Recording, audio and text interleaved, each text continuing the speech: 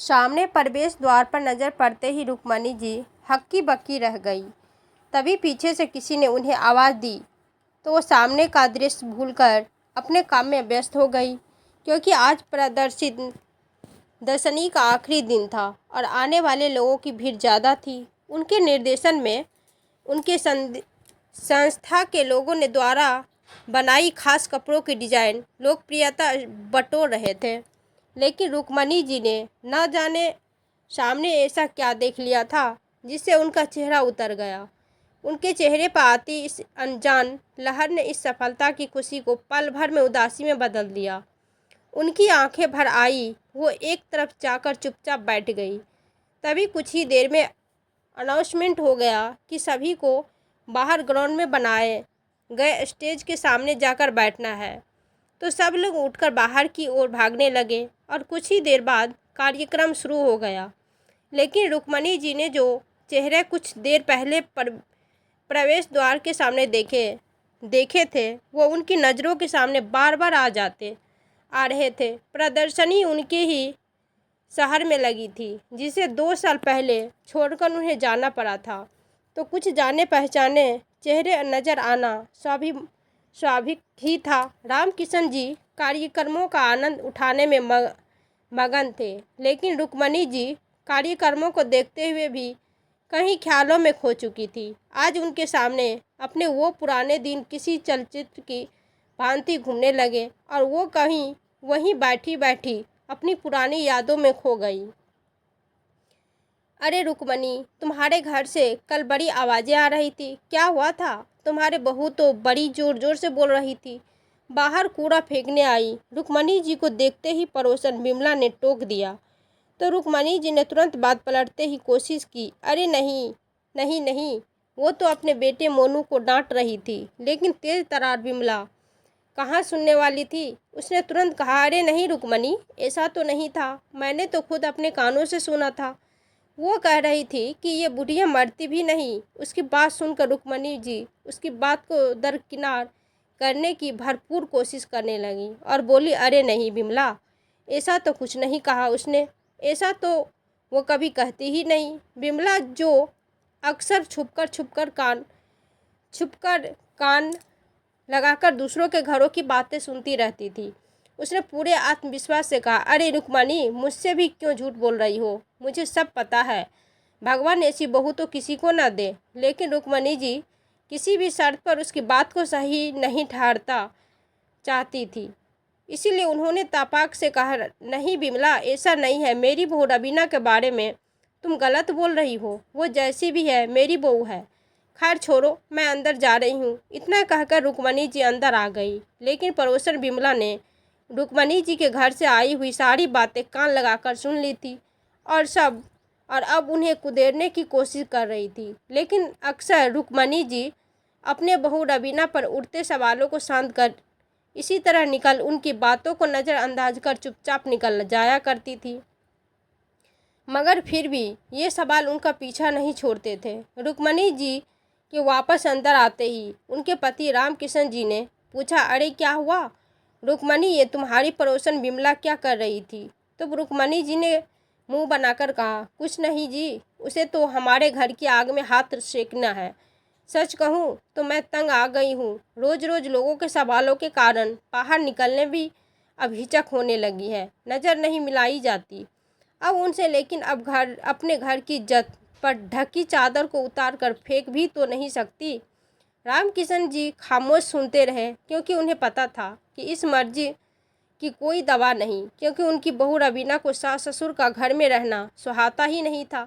आए दिन के झगड़े और उसकी आवाज़ बाहर के लोग कान लगाकर सुनते थे। दोनों सास ससुर पढ़े लिखे होने के बावजूद भी अपने घर में ऐसा होने से रोक न सके, मगर हमेशा खामोश रहकर अपने सभ्य होने का सबूत जरूर देते थे।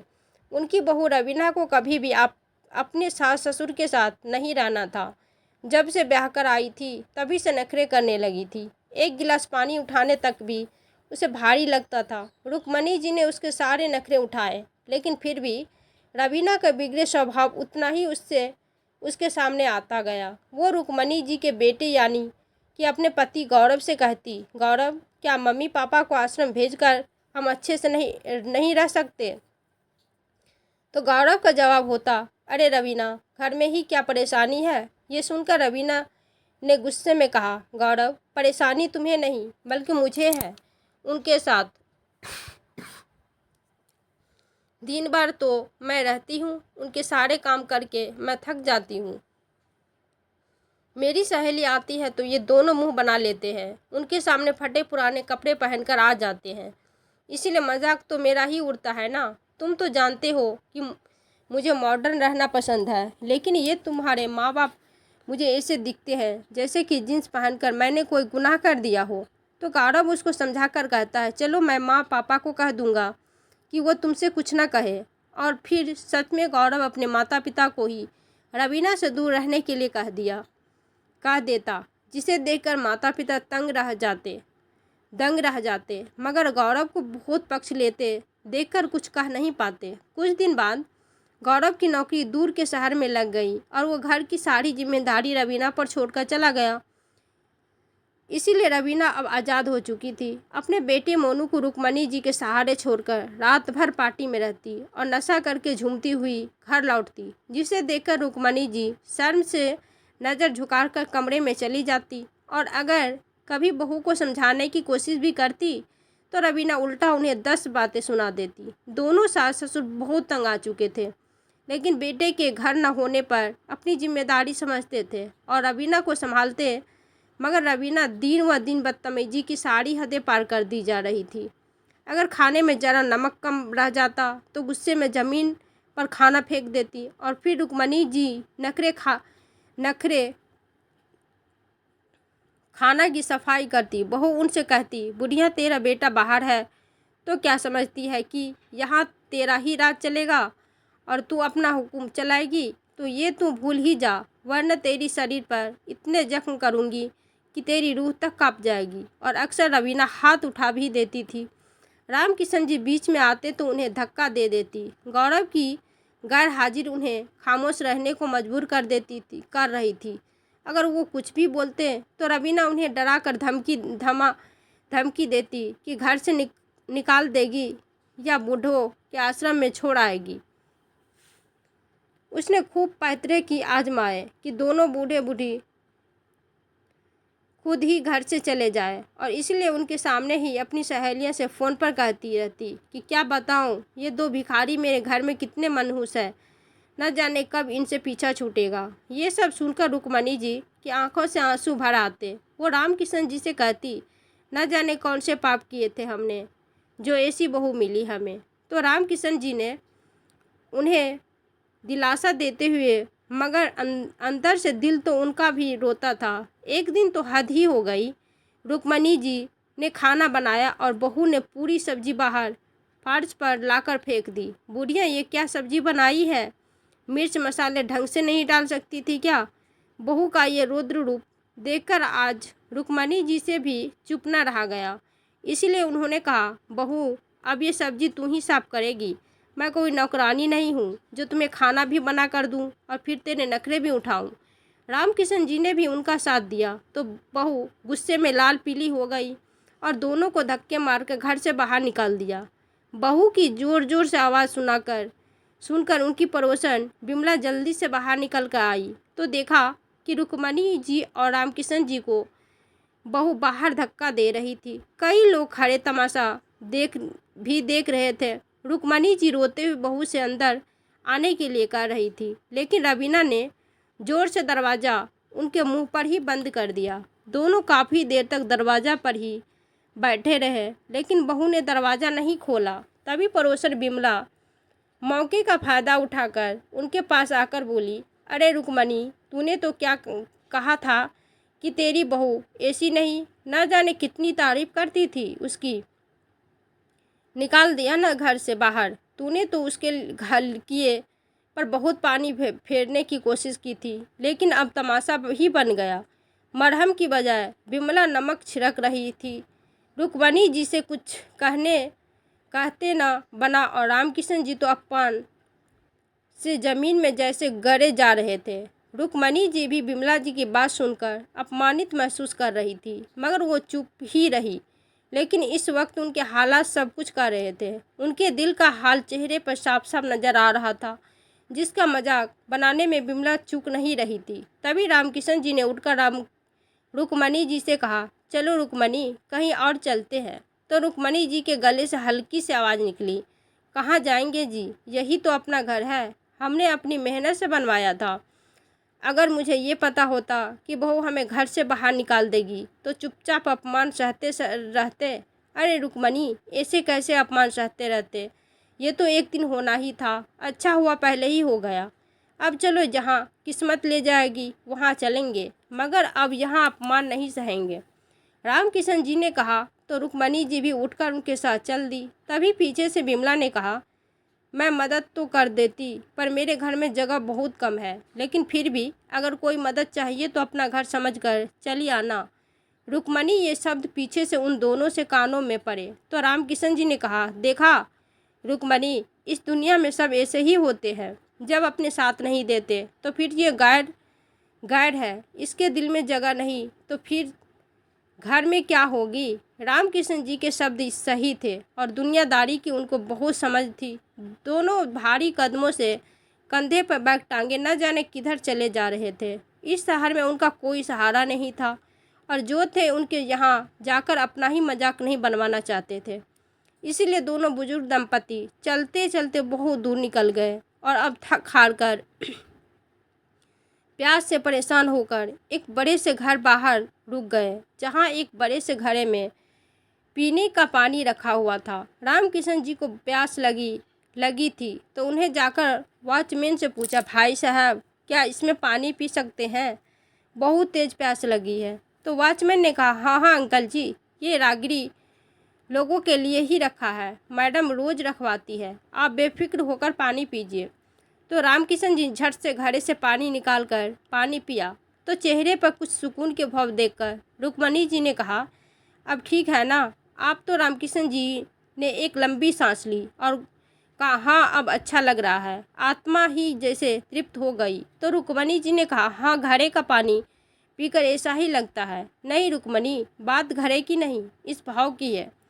जिस भाव से इसे यहाँ रखा हुआ है, इसे इन्होंने अपने लिए नहीं बल्कि जो प्यासे लोग हैं उनके लिए रखा है। सोचो इस घर में कितनी सकारात्मक ऊर्जा होगी, कितनी दुआएं होगी। कहते हुए रामकिशन जी भावुक हो गए। रुक्मणी जी भी उनकी बात समझ रही थी। अभी अभी अपने घर से बेघर हुए इन दोनों से अच्छा भला कौन इस घड़े की महत्व को समझ सकता था। दोनों बातें करते हुए घड़े के करीब लगे पेड़ की छांव में सुस्ताने लगे। दोनों पेड़ के तने से सहारा दिए आंखें बंद करके बैठे थे। कभी कभी बीच में बोलकर रामकिशन जी अपना दुख हल्का कर रहे थे तो रुक्मणी जी उन्हें दिलासा दे रही थी, क्योंकि इस समय रोने से कुछ नहीं होने वाला था। उन्हें पता था कि अब कुछ करना ही होगा, क्योंकि वो अपना आसरा खो चुके थे। दिन छिपने को आया था और दोनों वहीं बैठे रहे। तभी वॉचमैन ने आकर रामकिशन जी को हिलाकर कहा, अंकल जी चाय पी लीजिए। तो रामकिशन जी चौंक कर कहा, बेटा तुम चाय यहाँ से ले आए। तो वॉचमैन ने कहा, अंकल जी कब से आप यहाँ बैठे हैं, अंदर से मैडम ने देख लिया था तो चाय भिजवा दी। ये सुनते ही रामकिशन जी की आंखें भर आई और वो रुक्मणी जी की तरफ देखने लगे। उन्होंने कांपते हाथों से चाय पकड़ ली और मैडम को धन्यवाद बोलने को कहा। चाय पीते हुए उन्होंने कहा, रुक्मणी, दुनिया में अच्छे और बुरे दोनों लोग हैं। जिसने हमारे लिए चाय भेजी है उसने कोई नाता नहीं, और जिसने नाता है उसने हमें घर से ही निकाल दिया। तो रुक्मणी जी की भी आंखें भर आई। वो कहने लगी, कोई बात नहीं जी, हम इसे अपनी किस्मत समझकर स्वीकार कर लेंगे। यही अभी हाथ सलामत है तो जी लेंगे, बस कुछ समय लगेगा। रात होने लगी तो पेड़ के नीचे बैठना मुश्किल होने लगा, इसलिए दोनों उठकर वहाँ से आगे निकल गए। लेकिन उनके जाने के कुछ देर बाद ही अंदर से वही महिला निकल कर आई जिसने उनके लिए चाय भिजवाई थी। उसने वॉचमैन से उनके बारे में पूछा तो उसने कहा कि मैम, वो लोग चले गए हैं। वो महिला उन्हें आसरा देना चाहती थी। वो समझ गई थी कि दोनों परेशान हैं, लेकिन अब देर हो गई थी। उधर रात होते ही उनकी बहू रवीना ने गौरव से फ़ोन किया और उससे सारी बातें बताते हुए कहा, गौरव, मुझे नहीं पता था, लेकिन मैं उनके साथ नहीं रह सकती थी, इसलिए मैंने उन्हें घर से निकाल दिया। तो गौरव ने अभी बेशर्मी से कहा, अरे कोई बात नहीं, तुम घूम फिर कर वापस घर ही आएंगे, छोड़ो, तुम टेंशन मत लो। तो रवीना ने तुरंत कहा, नहीं गौरव, मुझे वो वापस इस घर में नहीं चाहिए। अरे नहीं चाहिए तो इस बार सीधे किसी आश्रम में भेज देना, लेकिन इस तरह से टेंशन मत लो। कैसा बेटा था जो किसी ऐसी बातें कर रहा था जिसने माँ बाप का पता लेना भी ज़रूरी नहीं समझा। न जाने उसके माँ बाप कहाँ भटक रहे होंगे। उधर रामकिशन जी और रुक्मणी जी दोनों चलते हुए बस अड्डे के पास पहुंच गए और न जाने किस बात में बैठ गए। बस अब दोनों ये शहर ही छोड़ देना चाहते थे। बस चल पड़ी और दोनों निकल गए, अपना शहर और वो घर छोड़कर जिसे उन्होंने बहुत मेहनत से बनाया था।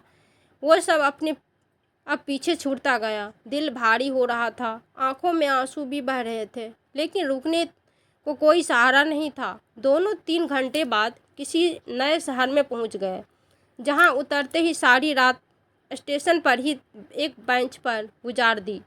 सुबह उठकर वहां से बाहर निकले तो वही पास में एक ढाबा दिखाई दिया, तो चलकर उसके पास गए। भूखे प्यासे दोनों ने एक प्लेट खाने के लिए मांगी, तो उसने कहा कि अभी टाइम लगेगा, वर्कर अभी आया नहीं। रामकिशन जी की जोर से भूख लगी थी, लग रहा था जैसे शरीर में ताकत ही नहीं बची है। रुक्मणी जी से ये देखा नहीं गया, इसलिए उन्होंने कहा, भैया, इनको जोर से भूख लगी है, अगर आपको वर्कर नहीं आया तो मुझे बता दो, मैं बना दूंगी, पैसे भी दे देंगे। वो आदमी ये बात सुनकर चौंक गया और उन्हें गौर से देखते हुए बोला, अम्मा जी, क्या आप सच में बना लोगी? ये सुनकर रुक्मणी जी ने कहा, बेटा, गृहस्थी वाली हूँ, कैसे नहीं बना सकती। उस आदमी को रामकिशन जी पर तरस आ गया और उसने रुक्मणी जी को खाने का सारा सामान निकाल कर दे दिया। सामान सामने आते ही रुक्मणी जी ने फटाफट खाना बनाकर रामकिशन जी को दिया कि तभी वहाँ एक ग्राहक और आ गया और खाने का ऑर्डर देने लगा। तो ढाबे का मालिक उसे मना करता उससे पहले कि रुक्मणी जी ने ग्राहक से कहा, आप बैठिए, मैं अभी बना देती हूँ। ये सुनकर ढाबे का मालिक हैरान रह गया कि ये माताजी कैसे खाना बना रही है। तभी रुक्मणी जी ने उससे कहा, बेटा, बुरा नहीं मानो तो मैं इसे भी खाना बनाकर दे दूँ, बेचारा भूखा लगता है। इतने सवेरे खाना मिलता नहीं, ना तो हम ही बना देते। तो मालिक रुक्मणी जी की इस बात से हैरान था। इतना दया का भाव उसने पहले कभी नहीं देखा था। रुक्मणी जी को उनसे खाना बनाने दिया और रुक्मणी जी भी काम में जुट गई। ग्राहक को खाना पसंद आया और उसने भी जी भर कर खाने की तारीफ की। इस तरह से कई ग्राहक वहां आए जिन्होंने उनके हाथ का बना खाना खाया। जैसे ही उसका वर्कर काम पर आया तो ढाबे मालिक ने रुक्मणी जी को आराम से बैठने को कह दिया। कुछ देर बाद जब रुक्मणी जी उस आदमी को खाने के पैसे देने लगी तो उसने कहा, अम्मा जी, आपका दिल बहुत बड़ा है, आज तक मैंने आप जैसे कोई नहीं देखा। आपके काम करने से सुबह मेरे ग्राहक लौटे नहीं, जो रोज़ लौट जाया करते थे। मुझे आपको पैसे देने हैं, आप मुझे मत दीजिए। ये कहते हुए उसने उनके बारे में जानना चाहा तो रुक्मणी जी ने उसे पैसे लेने से मना करने लगी और बोली, फ़िलहाल तो हमें रहने के लिए छत चाहिए बेटा, हम तो बेघर हुए लोग हैं। वो आदमी ये सुनकर हैरान हुआ कि इतने नेक दिल लोगों को किसने बेघर कर दिया, लेकिन उसने बिना कुछ पूछे रुक्मणी जी को कुछ दिन के लिए अपने घर में जगह दे दी। रुक्मणी जी ने कुछ दिन के लिए रहना स्वीकार कर लिया, लेकिन रामकिशन जी ने कहा, रुक्मणी, ये तो नेक दिल है, इसने आसरा दिया, लेकिन हम इस पर बोझ नहीं बन सकते, हमें अपना इंतजाम खुद ही करना होगा। रुक्मणी जी खुद ही ऐसा ही सोचती थी, इसीलिए आज पास ही कहीं घूमकर काम की तलाश करने लगी। फिर 4-5 दिनों में किसी ने उन्हें पास की एक संस्था के बारे में बताया, जहाँ हाथ से कपड़ों पर कढ़ाई बुनाई का काम होता था। तो रुक्मणी जी खुद भी ये काम जानती थी, इसलिए वो भी वहाँ पहुँच गई। पर वहाँ उनकी उम्र को देखकर उन्हें काम देने से मना कर दिया। तो रुक्मणी जी ने हाथ जोड़कर उनसे विनती करते हुए कहा कि बस वो एक बार उनसे एक नमूना बनवा कर देख ले, अगर पसंद नहीं आए तो मना कर देना। तो रुक्मणी जी पर दया खाकर वो लोग राजी हो गए। रुक्मणी जी को जैसे ही सहमति मिली तो उन्होंने तुरंत कपड़ा, सुई और धागा हाथ में लेकर काम करना शुरू कर दिया और 1 घंटे के समय में ही उन्होंने एक छोटा सा नमूना तैयार कर दिया, जिसे देखते ही मालिक की आंखों हैरानी से भरी हो गई। ऐसा सुंदर डिजाइन उसने पहली बार देखा था।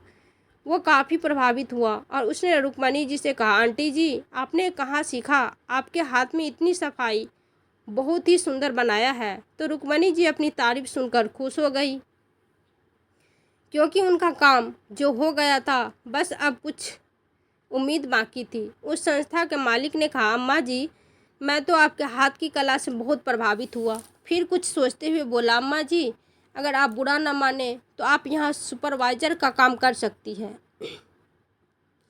आप यही चीज़ हमारी टीम को सिखाएंगी। जितनी सुंदरता और सफाई से आपने बनाया है, बिल्कुल वैसे ही सिखाएं, क्योंकि आप इनसे सीनियर हैं। आपको इनके ऊपर ही काम करना होगा। रुक्मणी जी ने ये सुनकर फूली नहीं समा रही थी। उनकी तो जैसे सारी मुश्किलें ही हल हो गई थी। घर जाकर उन्होंने रामकिशन जी को सब कुछ बताया तो वो भी खुश हो गए। रामकिशन जी खुद भी पढ़े लिखे थे और कभी अकाउंटेंट रह चुके थे, मगर समय के साथ साथ स्वास्थ्य समस्याओं के कारण काम करना बंद कर दिया था। रुक्मणी जी ने जिस तरह से नए जीवन की शुरुआत की थी, उससे रामकिशन जी में भी जोश आ गया और उन्होंने भी फिर से कोई काम ढूंढना शुरू कर दिया। रुक्मणी जी संस्था के टीम के बीच रहकर सबको गाइड करने का काम करने लगी। संस्था में उनको अच्छा सामान मिलने लगा था और सब उनके निर्देशों का अच्छे से पालन करते थे। उनके सिखाए गए तरीक़ों से बनी चीज़ बाज़ार में अपनी लोकप्रियता बढ़ा रही थी। ग्राहक को पसंद आ रहा था और नए माल की मांग बाज़ार में बढ़ने लगी थी। संस्था के मालिक ये सब देखकर बहुत खुश थे। वो खुश थे कि रुक्मणी जी को रखने का फैसला गलत नहीं निकला। रुक्मणी जी की आय अच्छी हो गई थी, जिससे उन्होंने भी उस ढाबे मालिक का घर छोड़कर एक किराए का छोटा सा घर ले लिया। रामकिशन जी भी इतने दिनों से काम की तलाश में थे और 1 महीने बाद जाकर उन्हें भी काम मिल गया। उन्होंने आते ही रुक्मणी जी के हाथ में एक मिठाई का डब्बा देकर कहा, बधाई हो रुक्मणी, मुझे भी काम मिल गया है। रुक्मणी जी भी ये सुनकर फूली नहीं समा रही थी। आखिर बेघर होने के बाद भी उनकी मेहनत अब जाकर रंग ले आई थी। इस 60 साल की उम्र में भी दोनों में वही जोश जैसे फिर से वापस आ गया था और जी जान से दोनों ही कड़ी मेहनत में लग चुके थे। अब दोनों की इतनी आमदनी हो गई थी कि जीवन सामान्य तरीके से चलने लगा था और अब किसी के आगे हाथ फैलाने की ज़रूरत नहीं थी। एक दिन संस्था के मालिक ने रुक्मणी जी को बुलाकर कहा, रुक्मणी, हमारी संस्था की तरफ से हर साल एक प्रतियोगिता में भाग लिया जाता है, जिसमें हमारे केवल खास काम के नमूने से माल तैयार करके 5 दिन की प्रतियोगिता में पेश किया जाता है। एक तरह से वो प्रदर्शनी भी है, जिसमें लोग काम के लिए ऑर्डर भी देते हैं। जिसकी जितनी ज़्यादा बिक्री होती है वो जीत जाता है। इसीलिए मैं चाहता हूँ कि आपको इसमें संस्था की ओर से भाग लेना चाहिए और जो आपकी खासियत है उसके नमूने तैयार करवाएं। इससे संस्था को और आपको दोनों को फ़ायदा होगा। रुक्मणी जी को बात समझ में आ गई थी। जीवन में इतना बड़ा मौका मिल रहा है, अपना हुनर दिखाने का मौका दोबारा नहीं आता। बस यही सोचकर वो प्रदर्शनी के लिए टीम के साथ जुट गई। टीम ने भी पूरा सहयोग दिया। कपड़े पर हाथ से की गई अद्भुत कला को देखकर लोग दंग रह जाते थे। सफलतापूर्वक सब हो रहा था और आखिरी दिन आ गया था। आज तय होने वाला था किसकी कला ने ज़्यादा मन मोहा है और किसने ज़्यादा आमदनी की है। उसके हिसाब से आज अवार्ड मिलने वाला था। तभी उनकी आंखों के सामने प्रवेश द्वार की ओर से आ रहे जाने पहचाने चेहरे आ गए, जिन्हें देखकर दिल जैसे छलनी हो गया था और उनकी आंखों में आंसू बहने लगे थे। तभी किसी ने उन्हें हिलाया, रुक्मणी, रुक्मणी जागो, देखो तुम्हें स्टेज पर बुलाया जा रहा है। रुक्मणी जी ख्यालों से बाहर आई और इधर उधर देखने लगी, लेकिन उन्हें बार बार अपने नाम की पुकार सुनाई दे रही थी। तो वह उठकर जल्दी से स्टेज पर पहुंच गई। स्टेज पर पहुंचते ही तालियों की गर्राहट से उनका जोरदार स्वागत किया गया और उनके हाथ में सुंदर फूलों का बुके देकर इनाम स्वरूप मेडल के साथ एक बड़ा सा उपहार दिया गया, जिसे देने वाली एक महिला अतिथि थी। उन्होंने उन्हें देखते ही पहचान लिया और दर्शकों को संबोधित करते हुए कहा, जीवन में कब कौन कहाँ मिल जाए कुछ नहीं कह सकते, तो मैं इनसे पहले ही मिल चुकी हूँ। आपको बधाई हो रुक्मणी जी, आप आज के जनरेशन के लिए प्रेरणा है। इस उम्र में अपने कौशल से प्रसिद्ध पाना आसान बात नहीं है। आपने उम्र को पीछे छोड़ दिया है। ये सुनकर रुक्मणी जी मुस्कुराते हुए उसे देखने लगी। चारों तरफ से तालियों की आवाज़ें ने उनके चेहरे पर एक बड़ी सी मुस्कान लगा दी थी। तभी उस महिला ने कहा, इन्हें मैंने पहली बार अपनी घर के बाहर पेड़ की छांव में बैठे देखा था, जहाँ घड़े का पानी पीकर उन्होंने कुछ देर आराम किया था। उस दिन इनके चेहरे पर दुख आंसू सब नज़र आ रहे थे। मैं मदद करना चाहती थी, लेकिन ये लोग जा चुके थे। इनके साथ क्या हुआ था ये तो यही जाने, लेकिन मैं इनकी बस इस कठिन यात्रा का हिस्सा रही, ये जानकर मुझे गर्व है। तभी रुक्मणी जी को वो दिन झट से याद आ गया, जब उन्होंने इस महिला के घर के आगे पेड़ के नीचे बैठकर शाम तक का वक्त आंसू बहाकर बिताया था। रुक्मणी जी को ये सब याद आते ही उन्होंने कहा, हम आपकी उस चाय का भी योगदान है, जिसने इस भूखे भरे समय में हमें आपके दयालु होने का एहसास कराया था। ये सुनकर वो महिला मुस्कुराने लगी और बैठे हुए लोग भी जोर से तालियां बजाने लगे। इस बार रुक्मणी जी ने मुस्कुरा कर जब सामने बैठे लोगों पर नज़र घुमाई तो दंग रह गई, क्योंकि सामने इतने सारे लोग थे जो आज रुक्मणी जी के लिए ताली बजा रहे थे। लेकिन इस बार भीड़ में वो दो चेहरे फिर से नज़र आ गए। तभी रुक्मणी जी ने रुककर कुछ कहा कि कभी कभी ठुकराया जाना भी फायदेमंद साबित होता है। अगर मेरे अपनों ने मुझे ठुकराया नहीं होता तो मैं आज यहाँ नहीं होती। मेरे पति का धन्यवाद, जिन्होंने इस मुश्किल में मेरा साथ दिया। हम बुजुर्गों को हम उम्र होने पर छोड़ दिया जाता है, जैसे उम्र का होना अपने आप हाथ में होता है। उम्र एक दिन सबकी आनी है, लेकिन कर्म ऐसा न करो कि आपको कर्म उसी उम्र में लौट कर आए और आप उस समय अकेले पड़ जाए। वो दो चेहरे कोई और नहीं बल्कि रुक्मणी जी के बेटे बहू गौरव और अविना ही थे, जो लगातार उन्हें देख रहे थे और लग रहा था कि कुछ कहना चाहते थे। रुक्मणी जी के ये शब्द उन्हें शायद तमाचे की तरह पड़ रहे थे, क्योंकि स्टेज से उतरते ही वो दोनों रुक्मणी जी के पास आ गए, पर रुक्मणी जी उन्हें अनदेखा कर आगे की तरह बढ़ गई। तभी पीछे से आवाज़ आई, माँ, पिताजी। ये सुनकर रामकिशन जी ने तुरंत पीछे मुड़कर देखा, लेकिन रुक्मणी जी बिना पीछे देखे आगे की तरफ बढ़ती चली गई। रामकिशन जी ने बेटे को देखा तो तमतमाए गए और वो भी रुक्मणी जी के साथ कदम मिलाकर उनके साथ चले गए। दोनों ही अब कोई बात नहीं करना चाहते थे। तभी गौरव ने उनके पास आकर कहा, माँ प्लीज़ मुझे ऐसे अनदेखा मत कीजिए, मैंने तो कितना ढूंढा आपको। गौरव की इस बात पर रुक्मणी जी चुप न रह सकी और चीख पड़ी, ये झूठ मेरे सामने मत बोला कर। तुमसे अच्छे तो ये पराये लोग हैं, जिनकी सहायता से हम जिंदा तो है और कुछ कर पाए हैं। कहते हुए रुक्मणी जी अपनी टीम से सामान पैक करवाने में व्यस्त हो गई और गौरव उनके पीछे दाएं बाएं घूमने लगा। जब उन्होंने कुछ नहीं सुना तो उसने रामकिशन जी से कहा, पिताजी आप सुनिए मेरी बात, मैंने सच में बहुत ढूंढा आपको। तो रामकिशन जी का सबर टूट गया और वो जोर से बोले, खबरदार, जो एक बार और झूठ बोला तो क्या तुम्हारी इस पत्नी ने तुम्हें कुछ नहीं बताया? जब इसके तौर तरीके तुमने घर में देखे थे तभी तुम कुछ नहीं कहते थे।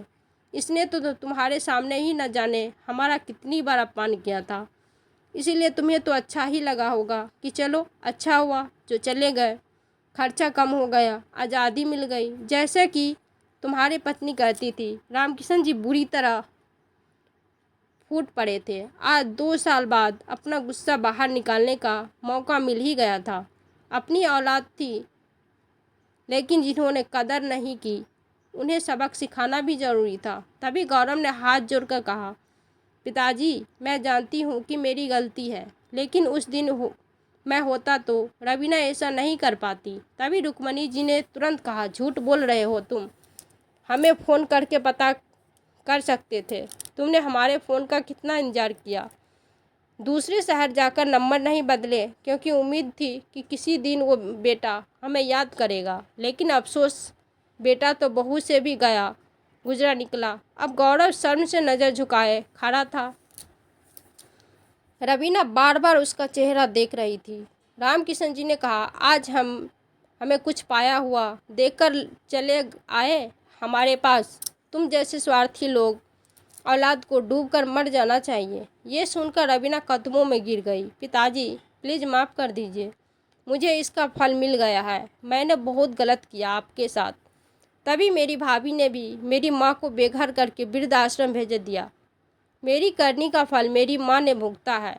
प्लीज़ पिताजी, माफ़ कर दीजिए, भूल हो गई, सच में गलती मानती हूँ। मैं गौरव भी पैर छूकर माफ़ी मांगने लगा। लेकिन रामकिशन जी और रुक्मणी जी वो दिन कभी नहीं भूल सकते थे, जिस दिन बहू रवीना के कारण पड़ोसियों तक ने उनके हालात का मजाक बनाया था। अब रुक्मणी जी की जिम्मेदार यहाँ से ख़त्म हो गई थी और अब उन्हें अपने शहर लौटना था, जिसके लिए संस्था के मालिक उन्हें ले जाने के लिए आ चुके थे।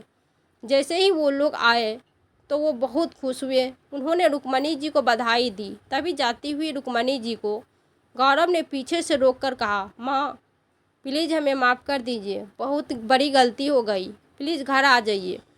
तभी संस्था के मालिक ने आगे बढ़कर कहा, मुझे बीच में बोलने का हक तो नहीं, लेकिन तुम्हारे माँ बाप बहुत नेक दिल इंसान है।